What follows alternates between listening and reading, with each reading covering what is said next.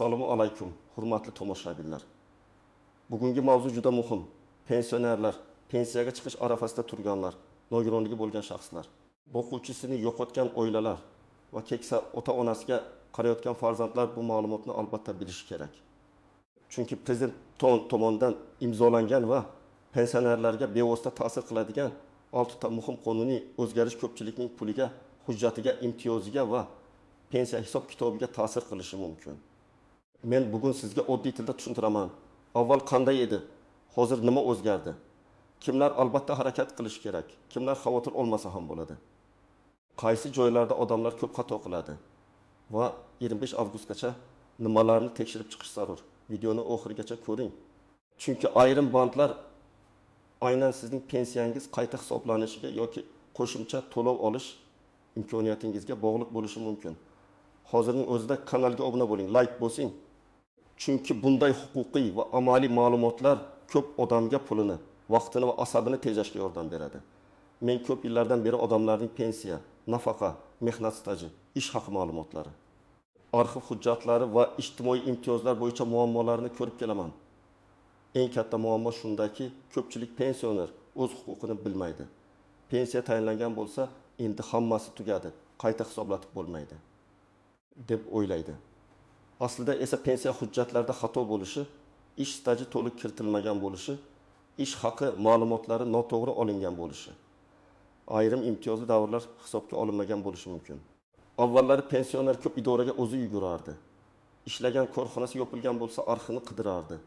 Mehnat daftarchasida muhr noaniq bo'lsa, tasdiqlovchi ma'lumotnoma so'ralardi. Ba'zi hollarda odam bir dona ma'lumot uchun tuman markaziga bir necha marta borardi. Qishloqda yashaydigan, sog'lig'i yaxshi bo'lmagan pensioner uchun bu juda og'ir edi. Hozirgi o'zgarishlarning asosiy mazmuni shuki, davlat pensionerning hujjatini faqat qog'oz orqali emas, elektron ma'lumotlar orqali ham aniqlashga o'tmoqda. Ya'ni ish staji, ish haqi, soliq to'lovlari, sug'urta badallari, nogironlik holati, oilaviy ahvol, yashash joyi kabi ma'lumotlar turli bazalar orqali tekshirilishi mumkin. Bu bir tomondan yaxshi, chunki odamdan ortiqcha hujjat talab qilinmasligi kerak. Ikkinchi tomondan, agar bazada xato bo'lsa, pensioner jim o'tirsa, xato o'z-o'zidan tuzalmaydi. Shuning uchun men bugun aynan tekshirish kerak bo'lgan 6 ta yo'nalishni batafsil tushuntiraman. Pensionerlar uchun eng sezilarli masala bu pensiya miqdori. Har safar pensiya oshirilgani haqida xabar chiqsa, odamlar mening pensiyam qancha bo'ladi? Hammaniki bir xil oshadimi? Minimal pensiya oladiganlarga alohida qo'shimcha bormi deb so'raydi. Bu yerda muhim narsasi tushunish kerak. Pensiya oshirilishi umumiy foiz bo'yicha bo'lishi mumkin, lekin har bir odamning yakuniy summasi, uning pensiya turi, ish staji, avvalgi hisoblangan bazasi, ustama va qo'shimchalariga qarab farq qiladi. Masalan, bir pensioner 1 million 200 ming so'm oladi, ikkinchisi 2 million 800 ming so'm oladi. Agar indeksatsiya foiz bo'yicha bo'lsa, summalar har xil oshadi. Lekin agar eng kam pensiya miqdori yoki qo'shimcha to'lovlar bo'yicha o'zgarish bo'lsa, past pensiya oluvchilar ko'proq sezishi mumkin. Shuning uchun qo'shnimga buncha tushdi, menga nega kam tushdi deb darrov xulosa qilish to'g'ri emas. Avval pensiya turini va hisob-kitob varaqasini tekshirish kerak. Kimlar xavotir qilish kerak? Birinchidan, pensiyasi juda past bo'lganlar. Ikkinchidan, uzoq yillar ishlagan bo'lsa ham pensiyasi kutilgandan kam chiqqanlar. Uchinchidan, pensiya tayinlanganda ish haqining hammasi hisobga olinmagan deb gumon qilayotganlar. To'rtinchidan, mehnat daftarchasidagi ayrim yillar stajga kiritilmagan bo'lishi mumkin bo'lganlar. Hayotiy misol keltiraman. Faraz qiling, opa 32 yil maktabda ishlagan. Pensiyaga chiqqanda uning ayrim yillar arxidan tasdiqlanmagani uchun staj 27 yil deb olingan. Natijada pensiyasi 300 ming so'mga kam chiqishi mumkin. Agar u hozir arxiv ma'lumotnomasini to'plab stajni to'ldirsa, pensiya qayta hisoblanishi ehtimoli bor. Bu bir oy uchun kichik ko'rinishi mumkin, lekin bir yilga hisoblasangiz 3-4 million so'm farq bo'ladi. Pensionerlarning ko'p muammosi staj bilan bog'liq. Avval mehnat daftarchasi asosiy hujjat edi. Daftarchada yozuv bo'lsa, muhr bo'lsa, imzo bo'lsa, odamning ish yillari tasdiqlanardi. Lekin hayotda hamma narsa ideal emas. Korxona nomi o'zgargan, tashkilot tugatilgan, muhr xira tushgan, lavozim noto'g'ri yozilgan, ishga qabul qilingan sana bor, ishdan bo'shagan sana yo'q. Mana shunday holatlarda pensioner qiynaladi. Hozir elektron mehnat daftarchasi va idoralararo ma'lumot almashinuvi kuchaygani sababli keyingi yillardagi ish faoliyati bazadan ko'rinishi kerak. Lekin eski yillar, ayniqsa 1960 yillar va 2000 yillarning boshidagi ma'lumotlar bo'yicha muammo qolishi mumkin. Shuning uchun 25 avgustgacha men tavsiya qiladigan eng muhim ish mehnat stajingizni tekshiring. Menda mehnat daftarchasi bor. Bo'ldi deb o'tirmang. Pensiya jamg'armasi bo'limida yoki tegishli elektron xizmatlar orqali sizga qaysi yillar staj sifatida olingani aniqlang. Misol uchun aka 1998 yildan 1995 yilgacha zavodda ishlagan. Keyin 1996 yildan 2005 yilgacha shirkat xo'jaligida ishlagan. Zavod bo'yicha hujjat bor, lekin shirkat xo'jaligi bo'yicha ma'lumot arxivga topshirilmagan. Pensiya hisoblanganda 9 yil tushib qolsa, bu juda katta farq. Odam men ishlaganman-ku deydi. Lekin qonuniy hisob uchun dalil kerak. Dalil mehnat daftarchasi, buyruqdan ko'chirma, ish haqi qaydnomasi, arxiv ma'lumotnomasi, soliq yoki sug'urta to'lovlari bo'yicha ma'lumot bo'lishi mumkin. Kimlar xavotir olmasa ham bo'ladi. Agar sizning barcha ish yillaringiz elektron tizimda ko'rinayotgan bo'lsa, mehnat daftarchangiz to'liq bo'lsa, pensiya tayinlanganda staj bo'yicha yozma hisob-kitob olgan bo'lsangiz va unda barcha yillar katta muammo bo'lmasligi mumkin. Lekin baribir tekshirish zarar qilmaydi. Chunki xato ko'pincha odam tekshirgan paytda aniqlanadi. Ko'p pensionerlar pensiyaga chiqqandan keyin ham ishlashda davom etadi. Buning sababi oddiy. Pensiya kundalik xarajatlarga yetmasligi mumkin. Dori-darmon, kommunal to'lov, oziq-ovqat, nabiralarga yordam, uy ta'miri bor. Ayrimlar esa uyda o'tirishni xohlamaydi. Tajribasi bor, ishini yaxshi ko'radi. Shuning uchun ishlayotgan pensionerlarning huquqlari alohida e'tiborga loyiq. Bu yo'nalishda bilish kerak bo'lgan asosiy masala ishlayotgan pensionerning pensiyasi, ish haqi, soliq to'lovlari, mehnat shartnomasi va qayta hisoblash tartibi.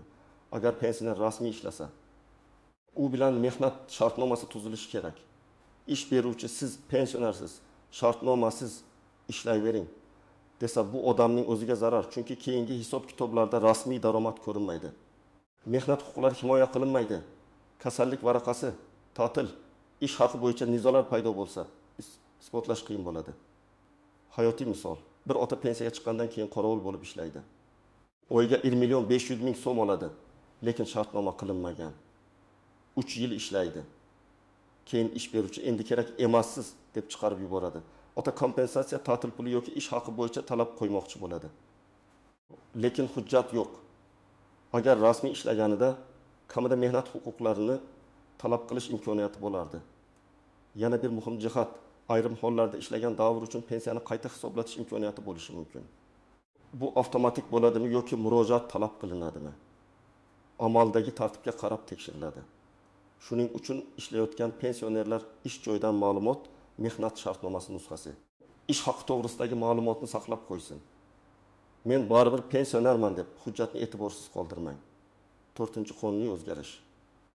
Nogironligi bo'lgan pensionerlar va parvarishga muhtoj shaxslar bo'yicha imtiyozlar, nogironligi bo'lgan shaxslar, parvarishga muhtoj keksalar va ularning oila a'zolari uchun imtiyozlar masalasi juda nozik. Bu yerda nafaqat pensiya summasi, balki tibbiy yordam, reabilitatsiya vositalari, dori-darmon, sanatoriy yo'llanmasi, uyda parvarish, transport va kommunal imtiyozlar ham muhim bo'lishi mumkin. Ko'pchilik odam nogironlik belgilangandan keyin faqat nafaqa yoki pensiya miqdoriga qaraydi. Aslida esa xulosa hujjatida nogironlik guruhi, muddati, mehnatga layoqat darajasi, parvarishga muhtojlik holati va tavsiya qilingan reabilitatsiya choralariga ham qarash kerak. Agar shaxs doimiy parvarishga muhtoj bo'lsa, oilasi qo'shimcha yordam yoki xizmatlardan foydalanish imkoniyatini tekshirishi lozim. Misol uchun, 72 yoshli onaxon insultdan keyin yurishi qiyinlashgan. Pensiya oladi, lekin nogironlik hujjatlari yangilanmagan. Farzandlari onam baribir pensioner, endi nima farqi bor deb o'ylaydi. Aslida farq bo'lishi mumkin. Tibbiy ijtimoiy ekspertiza xulosa asosida nogironlik guruhi, reabilitatsiya vositasi, dori-darmon bo'yicha imtiyoz yoki boshqa ijtimoiy xizmatlar belgilanishi ehtimoli bor. Buning uchun oilaviy poliklinikaga murojaat qilib, shifokor ko'rigidan o'tish, kerakli yo'llanmani olish, tibbiy hujjatlarni jamlash kerak. Kimlar albatta tekshirsin? nogironlik muddati tugash arafasida turganlar, oldin rad javobi olganlar, kasalligi og'irlashganlar, o'zgalar parvarishga muhtoj bo'lib qolganlar, yolg'iz yashovchi keksalar va pensiya bilan birga boshqa ijtimoiy yordam olish huquqi bo'lishi mumkin bo'lganlar pensioni vafot etganda oila ko'pincha og'ir holatda qoladi. Bir tomondan motam, ikkinchi tomondan hujjatlar, dafn marosimi, qarzlar, kommunal to'lovlar, bank kartasi, olinmay qolgan pensiya masalasi. Mana shu yerda ko'p odam xato qiladi. Pensioner vafot etdi, pensiyasi kuyib ketdi deb o'ylaydi. Ayrim hollarda olinmay qolgan pensiya summasi yoki dafn bilan bog'liq to'lovlar bo'yicha murojaat qilish mumkin. Bu yo'nalishda oilalar bilishi kerak bo'lgan narsa vafot etgan pensionerning oxirgi pensiya to'lovi. Bank kartasidagi mablag', meros masalasi, dafn puli, boquvchisini yo'qotganlik pensiyasi yoki nafaqasi uchun kimlar huquqli ekani. Masalan, marhumning qaramog'ida voyaga yetmagan farzand, nogironligi bo'lgan farzand, mehnatga layoqatsiz turmush o'rtog'i yoki boshqa qaramog'idagi shaxslar bo'lsa, ular alohida tartibda murojaat qilishi mumkin. Hayotiy misol: ota pensiya olib kelgan, uyda 16 yoshli farzandi va ishlamaydigan turmush o'rtog'i bo'lgan. Ota vafot etgandan keyin oila faqat dafn xarajatlari bilan ovora bo'lib, boquvchisini yo'qotganlik bo'yicha murojaat qilmagan. Oradan bir necha oy o'tgan. Agar ular vaqtida pensiya jamg'armasiga murojaat qilganida farzand uchun qonuniy to'lov tayinlanishi mumkin edi. Shuning uchun vafot holatida ham hujjatlarni to'g'ri yuritish juda muhim. Bu masalada ehtiyot bo'lish kerak bo'lgan yana bir joy: bank kartasi. Marhumning kartasidan pul yechish, PIN kod orqali mablag' olish, meros rasmiylashmasdan hisobdan foydalanish keyinchalik nizoga sabab bo'lishi mumkin. Eng to'g'ri yo'l FHDYO orqali o'lim guvohnomasini olish, pensiya jamg'armasiga murojaat qilish, bankdan tartibni so'rash, kerak bo'lsa notarius orqali meros ishini ochish. 6-qonuniy o'zgarish ham ta'minlangan. Yolg'iz va ijtimoiy himoyaga muhtoj pensionerlar uchun yordam. Pensionerlarning hammasi bir xil yashamaydi. Kimningdir farzandlari yordam beradi, kimdir yolg'iz, kimdir sog'lomroq, kimdir har oy do'riga katta pul sarflaydi. Kimdir uy-joyi yaxshi, kimdir ijara yoki qarindoshnikida yashaydi. Shuning uchun qonunchilikda ijtimoiy himoyaga muhtoj keksalarni aniqlash va ularga yordam ko'rsatish yo'nalishi doim muhim bo'lib kelgan. Bu yerda gap faqat pensiya haqida emas. Mahalla orqali moddiy yordam, ijtimoiy xizmat, oziq-ovqat yordami, tibbiy yordamga yo'naltirish, yolg'iz keksalarni ro'yxatga olish, uyda xizmat ko'rsatish kabi masalalar bo'lishi mumkin. Ko'p pensioner men so'rab bo'lmayman, uyat bo'ladi deydi. Men esa ekspert sifatida aytaman. Qonuniy yordamni so'rash uyat emas. Agar odam haqiqatan qiynalayotgan bo'lsa, davlat va jamiyat tizimlari aynan shunday holatlar uchun bor. Misol uchun 78 yoshli amaki yolg'iz yashaydi. Pensiyasi, kommunal to'lov va do'riga ketadi. U mahallaga chiqmaydi, hech kimga aytmaydi. Natijada u ehtiyojmand sifatida ko'rinmaydi. Agar u mahalla raisi yordamchisiga, ijtimoiy xodimga yoki tuman ijtimoiy himoya bo'limiga murojaat qilsa, uning holati o'rganilishi mumkin. Daromadi, yashash sharoiti, sog'lig'i, qarindoshlarining yordami bor yo'qligi tekshiriladi. Shundan keyin tegishli yordam qoralari ko'riladi. Kimlar albatta murojaat qilsin? Yolg'iz yashaydigan pensionerlar, og'ir kasalligi borlar, farzandlari yordam bermaydigan yoki uzoqda bo'lganlar, nogironligi borlar, uy-joy sharoiti og'irlar, pensiyasi dori-darmonga yetmayotganlar, qarzdorlik sabab kommunal xizmatlardan uzilish xavfi bo'lganlar. Endi eng muhim qismga o'tamiz. Qonun bor, huquq bor, lekin amalda odamlar aynan nozik joylarda yutqazadi. Birinchi tuzoq og'zaki gapga ishonish. Kimdir sizga tegmaydi. Bu faqat shahardagilarga siz kech qoldingiz, baribir foydasi yo'q deb aytishi mumkin. Lekin og'zaki gap huquqiy javob emas. Agar siz murojaat qilsangiz, imkon qadar yozma javob oling. Yozma javob bo'lsa, uni yuqori tashkilotga yoki sudga shikoyat qilish mumkin. Ikkinchi tuzoq: hujjat nuqasini saqlamaslik. Pensioner ariza beradi, hujjat topshiradi, lekin o'zida nuqa qolmaydi. Keyin men topshirgandim deydi, lekin isbotlash qiyin bo'ladi. Har bir arizadan nuqa oling. Qabul qilingan sanasi va kirim raqamini yozdiring. Agar elektron yuborsangiz, tasdiq xabarini saqlang. Uchinchi tuzoq: muddatni o'tkazib yuborish. Ayrim to'lovlar murojaat qilingan kundan boshlab tayinlanadi. Ayrimlarda o'tgan davr uchun ham qayta hisoblash imkoniyati bo'lishi mumkin, lekin hammasi bir xil emas. Shuning uchun 25 avgustgacha tanishib chiqing. Deganimning sababi ham shu odam vaqti tekshirsa, kamida xatoni erta aniqlaydi. 4-nozik jihat pensiya kartasi va ishonchnoma. Keksa odam kartasini farzandi yoki qo'shnisiga berib qo'yadi. Ba'zan muammo chiqmaydi, lekin ba'zan katta nizo kelib chiqadi. Pensionerning roziligisiz kartadan pul yechish noqonuniy holatlarga olib kelishi mumkin. Agar pensioner o'zi bora olmasa, bank va pensiya jamg'armasidan qonuniy ishonchnoma tartibini so'rash kerak. 5-jihat. Yashash joyi o'zgarganda xabar bermaslik.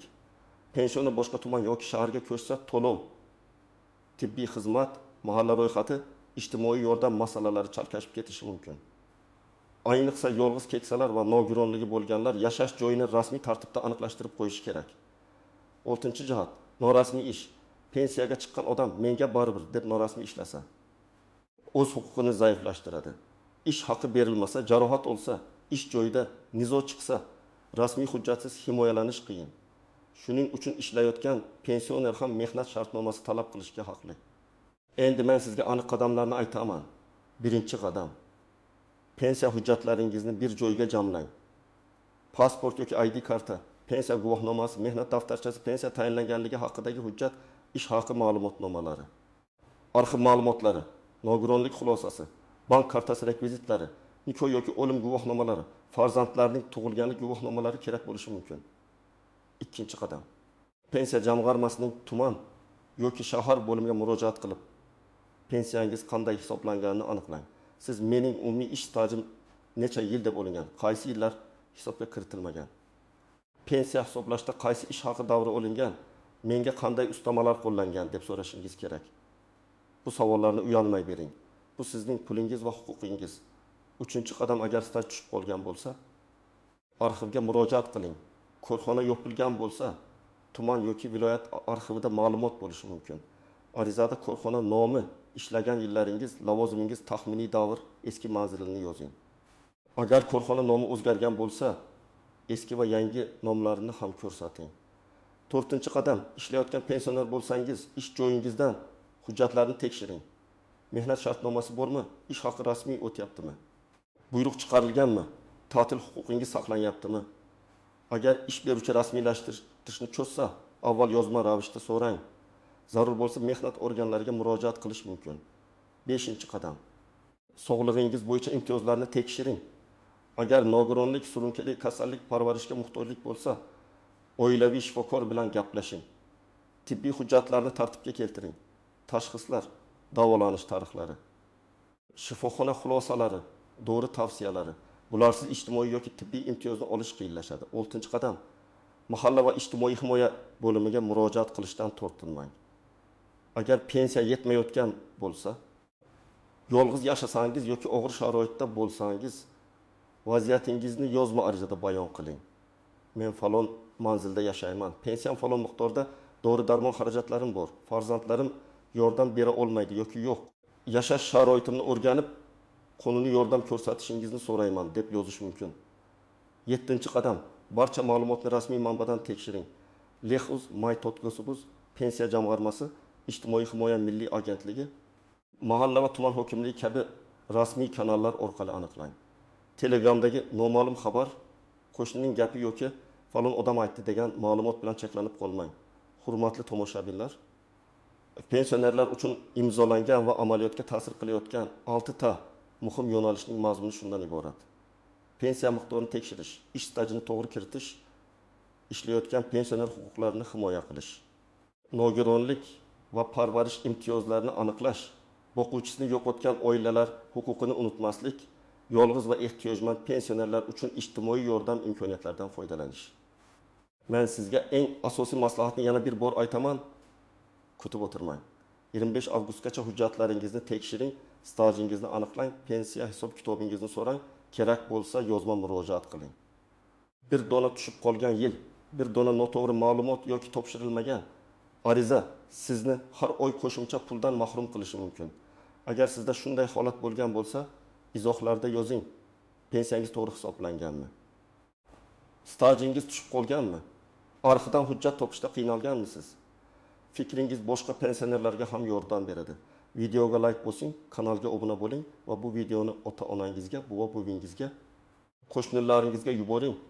Chunki bu ma'lumot bugun kimningdir pensiyasini, imtiyozini va qonuniy haqqini saqlab qolishi mumkin.